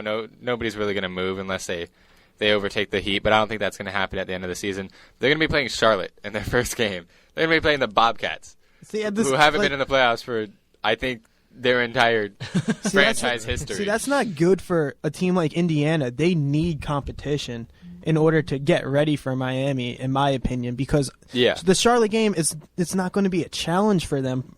Like it's not going to be a real tough task for them. Like because they're going to play down to them probably. They need a team that can challenge them right from the start and get their heads in the game right away. Yeah, to me right now, the two best teams in the Eastern Conference right now are Chicago and Miami, and that's even with Chicago being in fourth place right now. They didn't have a great start to the season. They've really turned it on as of late. Joakim Noah is having a fantastic year. If Kevin Durant wasn't having such an amazing year, Joakim Noah would definitely be considered for MVP this year because he is tearing it up. It is just triple-double after triple-double after triple-double. What about that guy named LeBron James, though? I mean, LeBron James is also up there, but LeBron James is having... That's by default. He's a default, but you got to look at Kevin Durant. Kevin Durant is just tearing it up. He's had, I think, in the month of March, he averaged 35.2 points, something crazy like that. That's a casual game for him. Yeah, that's Michael Jordan, Kobe Bryant stats right there. He also, sorry to cut you off, but he also I had nothing anyway. I think he's at, what is he at? How many? Do you guys remember how many straight games he's at? Is it 39 now? Of over 25 points? Yeah, it's something like that. The longest since Michael Jordan had 40 straight games in 1986. So that's incredible. That's what, almost 30 years since somebody's done that? Yep. That's incredible. He has to win the MVP. New playoff teams are the Clippers. They clinched, the Raptors clinched, the Bulls clinched, and the Nets have all clinched. The Nets clinched last night or 2 nights ago? I believe they clinched last night. Last night, yeah. Mm-hmm. So, I mean... Pumped about that. We're definitely going to have playoff basketball in New York. Maybe not the Knicks. Sorry, but... Hopefully not. I mean, this is Melo's time. This is when he puts the team on his back and just goes for 45. But like earlier in the year... Yeah, he had 3 straight games with over 40, and they were 0-3 on them, or something like that. Mm-hmm. It's ridiculous. But Phil Jackson. Phil Jackson, what can he do? He's in the front office. He can't do anything right now. No, he's magical. He's not the coach. He's magical. Wherever he goes, his season's the off season. That's what they got him. His season's the off season. He's not the coach. I don't think he's going to have that big of an impact on the team right now. Yeah, I agree. Once they're out of the playoffs and the off season, that's when it's going to happen. Speaking of coach, Troy, what do you think about Mike Woodson? Is he going to be coming back next year? Nah, he's gone. No, he's gone. I think that regardless. The Lakers' loss was the nail in the coffin for him. Really? Yeah. For me, at least, that was it. I'm done with Mike Woodson. All right. Who do you have any preference of who you would want to bring in? Woodson was supposed to be a defensive coach, and that didn't work out. Nope. They got to bring in a defensive coach of some sort, But the team doesn't play defense regardless. So would you rather have the offensive coach or with a team like Carmelo and J.R. Smith? You're not going to play much defense between the two of them. You have Tyson back there that will play defense. Tyson's an amazing defender. Yeah. And then I think, in my opinion, I would rather just have a straight offensive coach that can help them get 130 points a game. And yeah, that's never really worked out for D'Antoni. Yeah, like D'Antoni. Yeah, like D'Antoni. When he was coaching the Suns. They were scoring, 113 points per game, but they didn't play any defense, and they never won the big game. They would always get to the Western Conference Finals, and then they lose never had a they defensive player on that team either. I mean, Amari Stoudemire was a decent defensive player, but he was that's my point exactly. Yeah, he was Amari Stoudemire was the defensive player. Yeah, that's my point. Blake Griffin went down with back spasms, hurting your fantasy chances there. Yeah, seriously. All right. Literally the day before I get to the championship round. I'm in the championship round. The day before, he goes down with back spasms. Now he's day-to-day. Missed Monday's game. I don't know what he's doing since then. They haven't had a game since then. I think they might have played tonight. But he misses Monday's game. He's day-to-day. He was my MVP pretty much. And now, he can do it all for you. I mean, the past 2 years in fantasy basketball, if you're a frequent listener to the show, you know that I don't really follow basketball. But the past 2 years in fantasy basketball, I've come in second and third. And I want that gold right now. I want that. This year was my year for the gold. and now my star player goes down. I mean, what gives? What the heck? But no, that's not meant to be for you. It sounds like it's just a personal problem. I haven't really checked the scoreboard since the championship round started. I think it's a 2-week championship. Oh, well, that kind of gives you some hope. Yeah, it gives you some hope. Plus, I have a good team. I have Paul George. I have Kawhi Leonard. See, that's kind of surprising that you're still in it with Paul George struggling too. No, listen, my team's really good. If I deleted the app, but so you really care about that, huh? I check it on the computer. It's easier that way. But I don't. If I had my computer up, which is literally 2 feet away from me, but I'm not going to get it. I would tell you my team, but it's a good team. DeMarcus Cousins, that's my namesake. A few other Andre Drummond, I have him. I'm a team full of big guys. I always draft the guys who are big, so I automatically get rebounds each and every week. But no, Blake Griffin goes down. He should be back, and he should be back pretty soon, relatively soon. Yeah. I'm hoping. Some good news coming out of the NBA though. Beverly won't need knee surgery. Patrick Beverly from the Houston Rockets. He's out another 2 weeks or so. Yeah, he's out another 2 weeks, but that's really nice that he won't be gone for the rest of the season. Dwight Howard's still down. He's getting injections in his ankle again today. Yeah, right now they're saying that he has no return date set. Yeah, he's out. They ruled him out tonight already. Yeah, he's probably. I mean, what place are the Rockets in? I think like 5th right now. Are they the East? No, they're West. 4th. They're 4th. Okay. 4th. I mean, are you? How many games? They're 3.5. They're 3 games behind the Clippers. Mm-hmm. Do you think they can catch them? With Dwight Howard in. With Dwight Howard and Aching. I mean, I don't think so. I think in order to catch the Clippers, they need a healthy Dwight Howard. They need Beverly in there. I don't see them catching them. I think they should rest Howard as much as they can until they absolutely need him, like in case Portland makes a run on them or something like that. In that sense, I think they should try and ramp up his recovery time and until then, Jeremy Lin will lead the Rockets to victory. I mean that. Let's go with the bearded man, Harden. Jeremy Lin. No, he's not the bearded man. The thing with the Rockets right now. Oh my God! Imagine Jeremy Lin with James Harden's beard. Oh, that'd be amazing. I hope that he tries to grow that out. I hope that's like a team thing. He should just have James Harden shave his perfectly cut his beard and then just paste it onto his chin. That's disgusting. I think Houston right now they're in a really good spot. They're set in 4th. They're 8. How many games are they in? They're 5.5 games above the last playoff spot. I think they're pretty secure with Jeremy Lin and James Harden leading that team and Chandler Parsons. They can afford to rest Dwight Howard for the remaining 9 games and Beverly for the remaining 9 games. And they still have a Sheik Monta Wenas or I don't know what something like that. Monta Unis.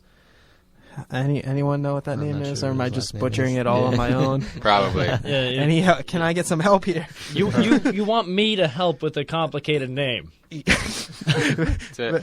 the guy's name I always get wrong? Oh, Olajuwon. Yes, Olajuwon.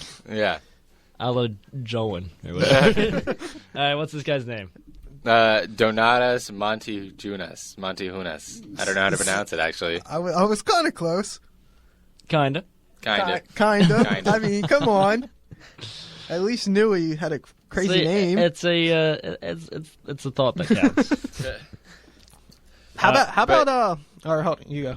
Oh, I was just gonna say that I'm getting really excited for NBA Finals. This is a really fun time of the year for me because you got baseball season is starting. It's the best time right now. You got hockey playoffs are coming, or hockey like chase for the playoffs are coming, and then the playoffs. Yep. You got NBA chase for the playoffs, and then playoffs, and then coming up after that, you got the NBA draft and the NFL draft. Right now is just full of sports. Non-stop sports. Oh yeah, definitely. For NBA playoffs, I don't really watch them that much because the hockey playoffs are on. They take over, really. See, that's how I feel with the hockey playoffs. Except I do watch a lot of hockey playoffs, but I try and get a good mix of both of them. I Oh, just, look who's coming out of the woodwork. guys, I'm back. I brought hockey back. Hockey's in the talk, so you know I'll come back. I just don't watch the NBA playoffs because I can tell you the winner before the thing. Because Yeah. it's, Yeah. you know. Especially in the East. That's what I'm saying. You know what? You know what? How about Well, this? the East, yeah. So I'm gonna Miami bet. versus Spurs again. I'm gonna bet my college tuition for the next 4 years that somehow the Eastern Conference Final is the Eastern Heat Conference? versus the Pacers. All right. See, there you go. Actually, I'm not glad I the shook only one. on that because the Pacers are struggling. So I don't Yeah. care. I said that too. I mean, I skip the quarterfinals and the semifinals. yeah, I can certainly understand that about the Eastern Conference, and I think the Eastern Conference Finals are going to get barely any viewership. But the Western Conference Finals, everybody's going to be tuning into that. You got 8 really, really strong seeds, and anybody could really come out of the Western Conference right now. That's true. Memphis is in there? Yeah, who's Memphis leading right now? Memphis is fantastic. They got a great defense. Why is Memphis in the West? That don't make no sense to me. I mean, it really doesn't make that much sense. You know who really likes to be in the West, though? Louisiana teams. Yeah. Louisiana teams really like to be in the West because New Orleans Hornets are in Yeah. the West, and you also got L.A. Tech, which are they still in the WAC? They were in the WAC for a long time, the Western Athletic Conference. It just really Louisiana, was purchased as the Louisiana Purchase, and I think that they really just don't feel. Go West, young man. Yeah, they just really don't feel home with those, those original 13 colonies. It's true. Honestly, I don't think they do. No. Even though the gateway to the West, St. Louis with the Archway, I'm pretty sure that's more West than Louisiana, Probably. I mean, we can check it on a map. or at least New Orleans. We'll have to look at the latitude and longitude lines. We could do that. You're welcome. You're welcome, listeners. We're gonna bore you with geography.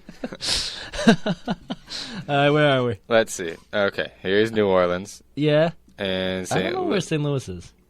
Where about in Missouri or St. Louis? I don't really know. Uh, They're pretty much on top of one another. yeah, pretty much. Yeah, All right. good enough, close enough. Well, there goes our listeners. All right. So yeah, Western Conference. I was gonna say, so many good teams in the Western Conference. Yeah, It's kind of like the NHL Western Conference. That's I don't know. I what don't know I was I don't kinda know gonna what's say, going yeah. on with Out West you seems know. always more competitive than the East. Yeah. always. I don't know what it is. So I'm really looking forward to that. I mean, really, Except for baseball. any of these teams could win. I mean, you got San Antonio going up against Phoenix to start off if the teams are set. You got San Antonio going up against Phoenix, and San Antonio. San won Antonio 5. is probably going to pull that one off. But Phoenix say is in 5. having a great season. They've been really killing it lately. They're 8-2 in the last 10 games. They're averaging 105 points Who per is game. on Phoenix? They got Markeith Gerald Morris Green. and Marcus Morris. Gerald Green. Twins? Yeah. Yeah. And That's cute. one's name is Markeith and the other's is Marcus. So on their jerseys it says M-A-R-C and M-A-R-K Morris. Their parents did that on purpose. Yeah, which is awful. And they got Gerald Green, It's the Gerald Green show there. who It's can all just about jump out Gerald of the Green. building. He's insane. He was in the dunk contest a years Yes. ago. Yeah. He And blew he out blew out the candle, on the yep. cupcake. Yep. Yeah. Goran And Dragic is amazing. he's got too. Goran Dragic, Yes, who's great. I do know. Of course, young pupil of my hero Steve Nash. Yeah, it's a pretty good team out there. They've got a good team together. And then of course you got OKC versus Memphis for 2 and 7. Yep. Another great matchup right there. Memphis is a great defensive team, anchored by Zebo, Zach Randolph. So that's going to be interesting to watch. It's going to be interesting to see their defense go up against the really good Oklahoma City offense. I see Portland turning on a little bit. They won their last 4. Yep. Good and for them. they just got LaMarcus Aldridge back, and I Yeah. wonder why they're on that winning streak, right? Yeah. Let's see where the team is. Portland is one of my favorite teams in the West right now. They got Damian Lillard, who's just been tearing it up all season long. LaMarcus Aldridge is one of the best power forwards out there. Guys, you know what we've been neglecting to talk about the Yes. past few weeks?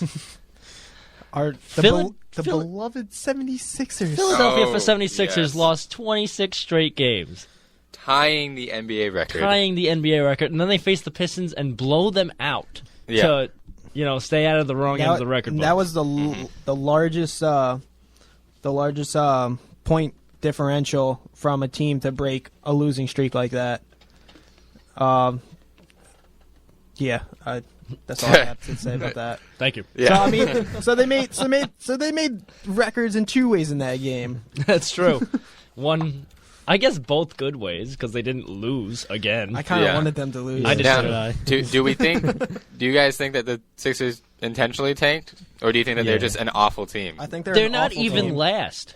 They're not last. They lost 26 straight games, and lose Milwaukee 26 is still. And Milwaukee is still last place. How does that happen? Come on, Bucks. What are you doing? What does Milwaukee have? Well, Like 15 wins? 14. 14. Yeah. Like I saw a 76ers jersey on the tweeter.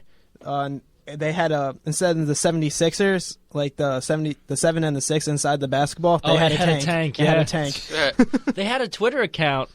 It was, did the 76ers win? And that was the logo Yeah. of the Twitter account. And then, like, after that, it just said, said yes, yes. with a period. No exclamation There- mark, just yes, There, period. there's one of those for the Mariners that I follow, and it's hilarious because I mean the Mariners are notoriously bad, and so it's always just like nope, period, no, or it'll be like, what do you think? Just yeah, I love those Twitter accounts. It's so funny. But yeah, it's the magic of social So, I media, mean- especially with a crummy team like the Philadelphia 76ers. And Poor Michael Milwaukee. Carter's and Milwaukee. Yeah. Poor Michael Carter Smith. Williams. Michael Carter Williams. What? Yeah. What am I thinking of? I don't know. Well, at least you got both. Like you got all three names in that one. At least I did. Yes. Yeah. the wrong name, but you got three names. He's in it. actually on my fantasy team, so I know him very well. That's the only reason. My pick for Rookie of the Year. Mm-hmm. That poor man is on the 76ers. Put him on a decent team. He's not rookie of the year. I don't care. I don't know. He's having a great year. He's a good player. He's having a really good year. He I mean, play ball. At the same time, the team is so bad. Does that make him look that good? No, I mean it makes him look off. I mean he's hell, still, yeah. no matter what, he's scoring a good, especially in the beginning of the season. I don't know how well he's. No I don't one know else how can well do he's- anything for them though. He came out with a bang. He had what? He had a double-double, 30 points, his first game as a pro. Yeah, something like that. Hey, they have Thaddeus Young. Oh yes, that is Yeah, young. Thaddeus Young. He's gone after this Yeah, season. I mean, really, when you look at their team, there's really nobody besides Michael Carter Williams I on mean, that team. who do you? All right, so let's say, let's go. Let's head towards the draft route right now. Mhm. How about Bucks are the number 1 pick, and I mean, if the lottery balls play out. yeah, I mean, Yeah. so all right, so let's Which go. they hardly ever do. Let's go No, 76ers as the number 1 because the worst team never gets the first pick. That's right. So, who do the Sixers take? I mean, there's a few people like Andrew Wiggins. Andrew Wiggins has They the need a plan. big man. They really need a big man. At the so same time, somebody they like have Andrew Wiggins. They have Noel playing center next year. Keep that in mind. Oh, they do have Nerlens playing. Yeah, I forgot about Nerlens. So Embiid is out for that pick. They have Wiggins. Jabari still hasn't decided, I believe. Who else? Who else is there? Who else am I? The top. Who's the top 3 right now with Wiggins, Embiid, and Jabari Parker, if he Jabari, comes, if he if comes. he actually comes. Julius Randle is out there. Randall's not bad. he didn't declare yet. No. They're still playing. Right now, I'm looking at the projected draft picks, and they have the Sixers taking Joel Embiid at the number 2 spot. See, that doesn't make any sense though. Hey, is Samson I mean, on that like, list? well, we don't really know how Nerlens is going to turn out. But you're gonna go 2 centers though. I mean, but that's really what they're missing right now is a That's big what I man. would do. You're They're, on my they're fantasy missing a big team. man. But they have Noel.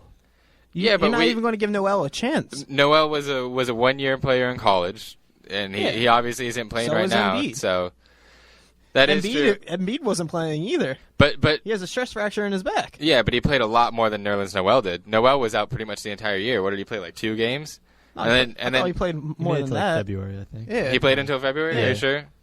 He went down right before the tournament. I thought a couple games before the tournament. His name is Uh, Nerlens Noel. Nerlens Noel. All right. Yeah. See, I thought he was out for a lot longer than that. I thought that he barely played. Speaking of tournament, I know this is right out of the left field, but Troy, who'd you have winning the tournament? Who's your final 4? My final 4 was Creighton, who Ooh. did not pan out Ooh. so well. Ooh, Okay. Yeah. Then I had Florida, which did work out well for me. All right. And then I had Louisville and Michigan State. So Ah, 1 out see. of 4. Well, that's more than I have. Yeah. So I'm looking at Nerlens right now, and he did play 24 games, but he was only averaging 10.5 points and He's 9.5 rebounds. He's not a scorer though. He's- He's he's and defense. four- 4.5 blocks. He's all about the defense. Yeah. 9.5 rebounds. Did you say only 4 blocks? No, I said and 4.5 blocks. I Yeah. thought you said only 4.5 blocks. I was No. like, that sounds pretty good. With 2 steals. So I mean that's pretty good, but I mean, yeah. really, fresh. if you get Embiid, you don't have to put him at center. You can put him at power forward. Actually, No, he's 7 foot. he's He's 7 7 foot. He's a big man. You'd have 2 center footers. I don't really know what you'd I do know with who that. I'm but- drafting next year's fantasy draft. Zach LaVine. Nope. 7-footer. Oh, There goes a lamp. There goes a lamp. Sorry. Way to I'll go. pick that up after the show. Nick Stauskas. That's who I'm really excited for. I think he's going to turn out to be a good NBA prospect. I mean, he can shoot like no one. He's a crazy shooter, and he's got amazing ball skills. He's a great player. If you want to be entertained, look Stauskas up on the YouTube, and He's got quite a bit of watch YouTube. Watch his videos on yeah. there. It's quite entertaining. Yeah, he's got quite a bit on there. It's pretty fun. I don't see Jakar Sampson on there. I don't either. That's the problem. That's interesting. I wonder why that is. So who's going number 1? They have Wiggins? They have right Wiggins now. going number 1. Gotcha. And he just declared what, Monday night? Yeah. Yeah. I mean, Going to- Embiid declared earlier. Jabari's still undecided. Randall, we don't know about yet. Dante Exum, the international. Yeah, from Australia. A lot of people are lot of, talking like, high ooh. about him. And they have the Celtics taking him right now, which is interesting because they have Rondo there still. I mean, Yeah, he's a point they'd guard. probably throw him at shooting guard though. Yeah. Realistically, I mean, yeah. He's got Can he point shoot? guard slash Can he- shooting Can he guard. shoot? Or Yeah, is I think he's point guard he's, first. I think he's pretty good at that. But again, he's I from would hope so if he's a fifth overall pick. He's from Australia, so I don't know I don't know, whole like, lot don't know the about competition. him. I Yeah, don't think anyone. Let's see. So, I mean, yeah, we'll see. He's 18. He's what, 6'6", it says? yeah, 6'6", Oh, he's a 188. big guy. Yeah, 6'6", 188. Well, he's 18-year-old? Not very muscular yet, but I mean, So- he's still got time. not I really mean- many stats on him. Kevin Australian. Durant still isn't very muscular, It's true. and he's the best scorer in the NBA. He's a pure scorer, though. I mean, he's a great all-around player. He gets a lot of rebound, or he gets a good amount of rebounds at least. So what He's is the average? 6'9". 7. Yeah, that's still pretty good for a small. Like, think about it. You have like 6'9" you have and like 90. Dwight Howard just boxing you out, and you weigh 120 what's his pounds, What's his wingspan? It's like another 6'9". Yeah. exactly. which certainly helps him shoot over everybody. Yeah, definitely. But Just a small reason why Kevin Durant's good. just a small reason. Just- Besides the point that he's like one of the hardest working athletes in the entire NBA, if not the hardest working athlete. I mean, see, that's just him showing off. All right, so who's this Dante Exum? He's from Australia. There's really there's like no no stats on stats him. for him. Yeah. I mean, he's 18, so Yeah. in the what U19 stats are World there? Championships, he averaged 18 points, 4 assists, 2 I mean, steals. if there's nothing there on him, why would you spend and he's a fifth 18, overall so- pick? Well, because I'm sure that they were sending. I'm sure Are they- teams know how he plays. Like they'll send scouts out Is to he- Australia and watch Oh, him. yes, and I would everything. Is hope he, so, is he but- in high school over there, or is he in some type of league over there? Do they have Would a you league over guess? there? It says I don't- Australian Institute of Sport, whatever that He's is. in like some sort of fancy school. I mean, how much good competition do they have over there? I mean, there's actually quite a bit of talent coming out of Australia right now, especially if you look at the Mountain West. I mean, Boise State, I know, has 3 Aussies on them. New Mexico Oi, oi, oi. has 2 Aussies on them. Oi, oi. And there might be another team in the Mountain West. It seems like there's more and more players coming out of Australia. And then, yeah. And there just seems to be less and less time for the show each and every week. It's 12:59, just about to turn 1 o'clock. That means we got to skedaddle. So thanks for tuning in with us. It was a great show. We had Ken Danico on, our friend of the show now officially. Thanks to Andrew, he got that interview. We also talked about MLB, the tournament. We're going to be talking about that a whole lot more next week from 11 to 1 right here on WSJU Radio. On the Sports Stop, for Andrew, Troy, Evan, Atticus, I am James, saying life is good today. Let's keep it that way and enjoy your Wednesday. All right, so toodaloo, stay tuned for the Jazz Show with Dylan. I think he's having it today. So enjoy the rest of your day and tune in next week. Goodbye.